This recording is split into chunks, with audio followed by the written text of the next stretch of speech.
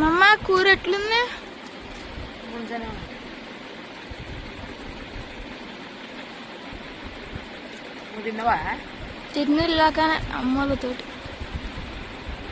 మంచిగా ఉందా నీకు? మంచిగా ఉంది. ఫస్ట్ టైం తింటున్నా ఈ కూర ఎట్లా పల్లీలు వేసిర్రు. ఇవాళ అయితే ఫస్ట్ టైం తింటున్నా. అట్లనే గుత్తంకాయ లెక్క కోసిర్రు అట్లా. గుత్తంకాయ లెక్క కోసినారు.